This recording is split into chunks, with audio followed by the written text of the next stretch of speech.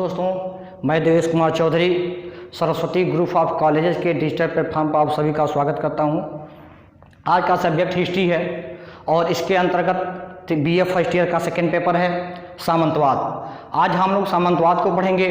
Europe में 15वीं-16वीं जो शताब्दी था उसको सामंतवाद के युग के नाम से भी जानते हैं। सामंतवाद होता क्या है?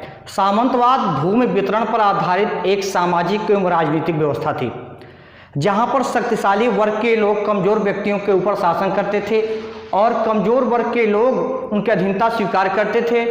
और इस प्रकार से सामंती जो शासन व्यवस्था थी वह राजतंत्र के अधीन थी और इसके अंतर्गत यह एक लंबी प्रक्रिया थी।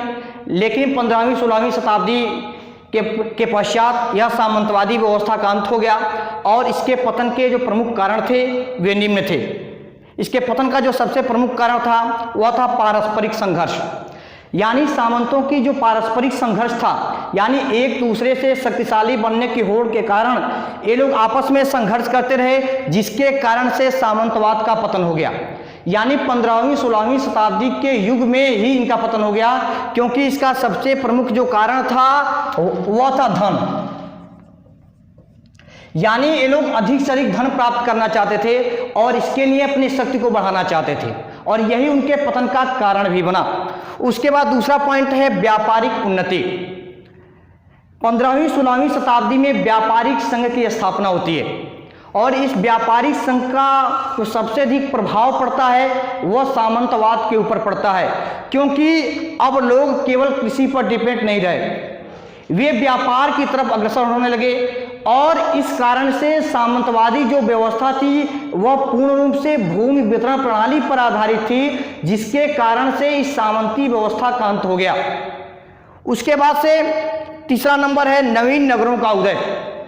जो नवीन नगरों का उदय हुआ, यानी ऐसे ऐसे नगर स्थापित होने लगे जो केवल कृषि पर डिपेंड नहीं रहे, बल्कि वहां से दूसरे देशों के साथ व्यापारिक संबंध स्थापित किए जाने लगे और इस व्यापार के कारण ही धीरे धीरे जो सामंतों की जो व्यवस्थाएं थीं जो केवल कृषि पर आधारित थीं वह अब व्यापार के रूप में परिवर्तित होने से इनके पतन का कारण बन गया। क्योंकि जो सामंत थे, सामंत केवल लगान पर ही निर्भर रहते थे, उनके कोई आय का दूसरा स्रोत नहीं था और इस कारण से सामंतों का पतन हो गया। और उसके बाद से चौथा नंबर आता है राज शक्ति में वृद्धि, यानी जो राजा की शक्ति होती है। इसके पहले जो राजा की शक्ति थी वह पूर्ण रूप से सक्षम नहीं थी, क्योंकि जो राजा होता था वह सामंतों की शक्ति पर निर्भर होता था। यानी जो सामंतों की शक्ति होती थी, यानी जो उनकी सेनाएं होती थी, वह आवश्यकता पड़ने पर युद्ध के समय राजा की सहायता करती थी, जिसके कारण से राजा भी किसी भी प्रकार से सामंतों के खिलाफ कुछ भी करने से डरता था कि कहीं सामंत उनके खिलाफ न हो जाएं, उनके खिलाफ विद्रोह न कर दें। और इस प्रकार से सामंतों की शक्ति बढ़ने लगी थी। लेकिन जैसे ही राज शक्ति में वृद्धि होने लगी, यानी राजा भी अब समझने लगा कि अगर हमारी शक्ति ज़्यादा नहीं होगी, अगर हम कमज़ोर हो जाएंगे तो इस प्रकार से सामंतियों की जो भी व्यवस्थाएं थी वो हमारे ऊपर हावी हो जाएंगी और इस प्रकार से हमारे शासन व्यवस्था की समाप्ति हो जाएगी। और इस प्रकार से राज शक्ति में वृद्धि होने के कारण से सामंतों का पतन हो गया। अगला नंबर आता है राष्ट्रीयता की भावना का विकास। जो राष्ट्रीयता की भावना थी यह मध्यकाल में पूर्ण रूप से जो सामंतों का प्रभाव था यह विश्व के अनेक देशों पर था और किसी भी देश में राष्ट्रीयता की भावना का विकास नहीं हुआ था, क्योंकि जो सामंत थे वे राजा के अधीन होते थे और जो भी लगान वसूल करते थे उसका कुछ अंश राजा को भी देते थे, जिससे जनता यह समझती थी कि हमारे शोषण का सबसे जो प्रमुख कारण है वे राजा हैं और सामंत दोनों हैं। इस कारण से राष्ट्रीयता की भावना का विकास होने के कारण से धीरे धीरे सामंतों का पतन हो गया, क्योंकि लोग अब समझने लगे कि जो सामंत हैं वही हमारे शोषण के लिए जिम्मेदार हैं, जितना कि राजा है।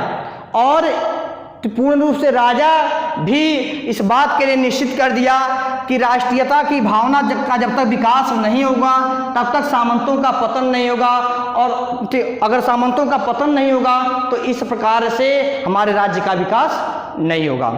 अगला नंबर है, छठवां नंबर है आधुनिक हथियारों व बारूदों का प्रयोग। देखिए आधुनिक हथियारों व बारूदों का जब प्रयोग होने लगा, देखिए मध्यकाल का जो युग है वह युग पूर्ण रूप से पहले तलवारों पर डिपेंड होता था, केवल तलवार से युद्ध किए जाते थे। लेकिन उसके बाद से धीरे धीरे हथियारों और बारूदों का प्रयोग होने लगा और इसके प्रयोग के कारण से धीरे धीरे यानी सामंतों की जो व्यवस्थाएं थी, सेनाएं थीं, वह पूर्ण रूप से तलवारों पर डिपेंड होती थीं। लेकिन ऐसे हथियार और बारूदों का प्रयोग होने लगा जिससे जो भी सामंत अपने किलों का निर्माण किए हुए थे उन किलों को ध्वस्त करने का काम आधुनिक हथियार व बारूदों ने किया और धीरे धीरे इनके प्रयोग होने के कारण ही सामंतों का पतन हो गया। उसके बाद कृषकों का विद्रोह। देखिए जो कृषकों का विद्रोह है वह 14वीं 15वीं शताब्दी का जो युग है, इस युग में जनता का ही शोषण होता था और स्पेशल किसानों का ही शोषण हो रहा था, क्योंकि किसानों के ऊपर करों का बोझ इतना ज़्यादा बढ़ गया था कि किसान उसको देने में समर्थ नहीं था। जो भी किसान लगान नहीं दे पाता था उसकी ज़मीनों को जब्त कर लिया जाता था, यानी 75% भूभाग का जो होता था वह कर के रूप में देना होता था जो अधिक थी। और एक तरफ जनता भूख से मर रही थी, दूसरे तरफ उसके ऊपर करों का बोझ बढ़ता जा रहा था। और 14वीं शताब्दी में लगभग 20 से 25 हजार लोगों की मौत हुई, जिसको काली मौत के नाम से भी जाना जाता है। और इस कारण से इसका सीधा प्रभाव जो पड़ा वह सामंतों के ऊपर पड़ा, क्योंकि किसानों ने सामंतों को लगान देना धीरे धीरे बंद कर दिया और इस प्रकार से सामंती शासन व्यवस्था का जो अंत हुआ वह कृषकों के विद्रोह के कारण ही हुआ।